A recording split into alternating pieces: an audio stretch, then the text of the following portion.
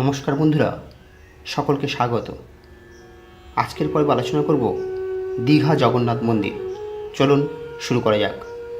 দীঘা জগন্নাথ ধাম হল জগন্নাথকে উৎসর্গ করা একটি গুরুত্বপূর্ণ হিন্দু মন্দির। এই মন্দিরে পূজিত দেবতা হলেন জগন্নাথ, যা বিষ্ণুর একটি রূপ। হিন্দু ধর্মের সর্বোচ্চ দেবত্বের ত্রিতত্ত্বের একটি। মন্দিরটি ভারতীয় রাজ্য পশ্চিমবঙ্গের সমুদ্র সৈকত শহর দীঘায় অবস্থিত। এই মন্দির নির্মাণের ঘোষণা 2018 সালে করা হয়েছিল এবং নির্মাণ কাজ 2022 শুরু হয়েছিল।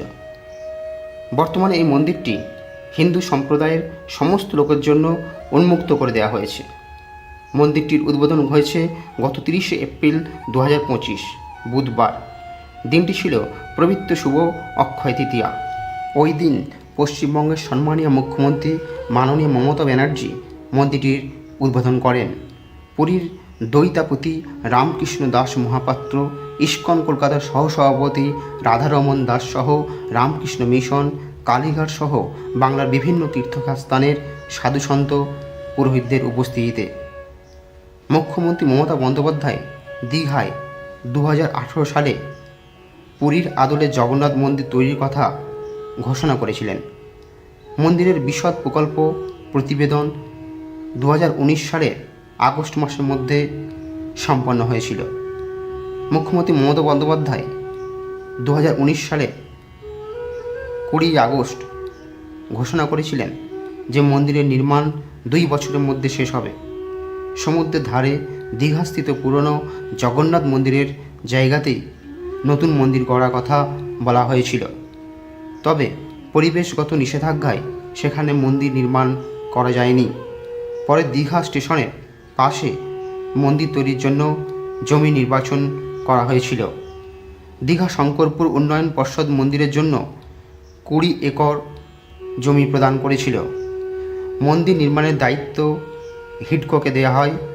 রাজ্য সরকারের উদ্যোগে জগন্নাথ মন্দির নির্মাণ কাজের সূচনা রাজ্যের মন্ত্রী অখিল গিরি শুভ অক্ষয় তিথিতে করেছিলেন। নির্মাণ কাজের ব্যয় হিসাবে 200 কোটি টাকা বরাদ্দ হয়েছিল।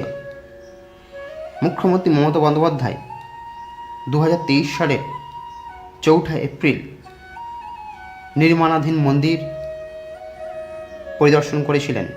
তিনি বলেন, বিরাট একটা কর্মযজ্ঞ চলছে।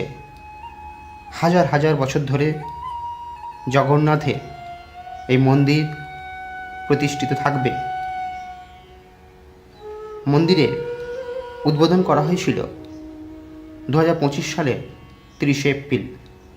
তবে 24 এপ্রিল থেকেই শুরু হয়েছিল যজ্ঞ। প্রথমে বাস্তু পুরুষের উদ্দেশ্যে যজ্ঞ হয়েছিল, যার উদ্দেশ্য ছিল নবনির্মিত কাঠামোকে অপদেবতা বা অপশক্তি কবল থেকে মুক্ত করা। 29 এপ্রিল শুরু হয় মহাযজ্ঞ। যজ্ঞ চলাকালীন মন্দিরের চূড়ায় ধ্বজা উত্তোলন করা হয়।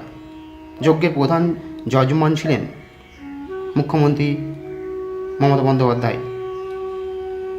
পুরীর জগন্নাথ মন্দিরের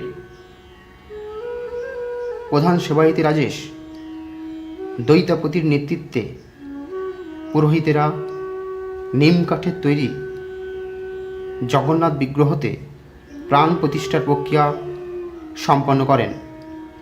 এরপর পাথরের জগন্নাথ বিগ্রহতে প্রাণ প্রতিষ্ঠা করেন ইস্কনের সেবায়েতরা। একই সঙ্গে রাধা কৃষ্ণের অষ্টধাতুর মূর্তিতেও প্রাণ প্রতিষ্ঠা সম্পন্ন করা হয়। মাননীয় মুখ্যমন্ত্রী মমতা বন্দ্যোপাধ্যায় অক্ষয় তৃতীয়ার মাইন্দ্রক্ষণে দুপুর 3টে থেকে 3:15 মন্দিরের দ্বারোদ্ঘাটন করেন। উক্ত দিনে দ্বারোদ্ঘাটন পর মন্দির ও দেবতা দর্শনের জন্য মন্দির সর্বসাধারণের উদ্দেশ্যে উন্মুক্ত করে দেওয়া হয়।